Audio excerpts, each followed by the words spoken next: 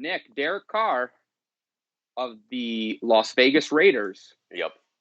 He's adding a new job to his, or a new, I don't know how you would put, a new job to his resume, maybe. Maybe. But he's actually looking not only to be a quarterback, but he's looking to be the recruiter, the headhunter for the Las Vegas Raiders. And this man is targeting his old teammate, someone who he's got in common with. I mean, there's a lot of companies out there that are trying that need help, that are, short on labor. You see it all over with restaurants. Of course. You're seeing this take effect in the NFL now, where you have NFL teams having their employees trying to recruit more players because there's such a labor shortage right now. Yes. And you're seeing Derek Carr, he said actively that he wouldn't mind playing with Davante Adams. We were once teammates. I'm going to be recruiting hard in the 2020 offseason to get Davante down to Las Vegas. Now, if I'm Davante, you got to obviously listen. You got to hear it. You got to be open to everything. Of course. And he was an old teammate of mine, for sure. But I think once you go from playing with a guy like Derek Carr, who's a good quarterback, don't get me wrong, right, to Aaron Rodgers, I don't think you're going back to that old, I don't even want to say beat up junker, but like that old 2012, pre-owned 60,000 mile car that still has some upgrades, but it's not the Tesla or the Lambo or those things that you're used to now. So I don't know if it's going to happen, but it'd be interesting to see if Davante can get a deal done this offseason, or if he will enter free agency and test those markets.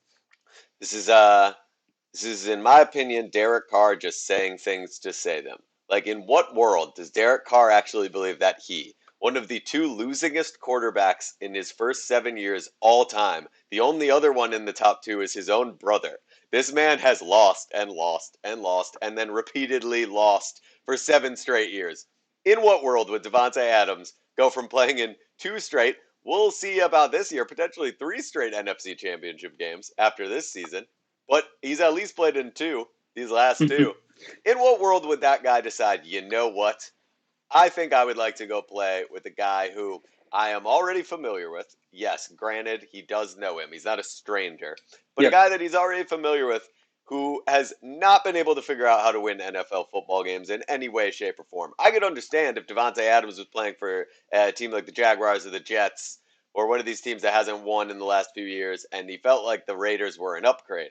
But the reality is, absolutely in no way, shape, or form would that make a whole lot of sense. If anything, I would actually be far more inclined to believe that if Aaron Rodgers didn't come back to the Packers, that Davante Adams would sign wherever Aaron Rodgers is. I think he's far more likely, like you said, to follow the guy he's the upgraded guy that he's played with, right? The guy that he's played with since leaving college. That is the best, like the most talented quarterback the NFL has ever seen. If we're just talking pure talent, yeah, I think that he's probably going to try to stick with that guy wherever that guy's at. Derek Carr, just saying things to say them. I mean, yes, you're going to try to recruit Davante Adams. I guess you will try, and you will probably fail. And if I'm wrong, once again, I will eat my words, but I really don't see that one panning out the way that Derek Carr hopes that it will. Not to mention the other 15 quarterbacks between Aaron Rodgers and Derek Carr that are also going to be vying for wide receiver in the NFL. But, I mean, good on Derek Carr getting out there and saying that. That shows that he wants to win. Obviously, if he could get a guy like Davante Adams, that makes the Raiders incredibly better. And it gives him a really good asset to throw the ball to. Now, he did have a guy like Amari Cooper there, who Amari Cooper was very good and still is. So, he's had some receivers there as of late that haven't been too notable, or their names haven't been too big, any superstars. Right. But they did have a guy like Amari Cooper with the Raiders. So it's not to say that he hasn't had any weapons, which is why he's the most losingest quarterback ever. Is it losingest? I don't know. I don't know that that's.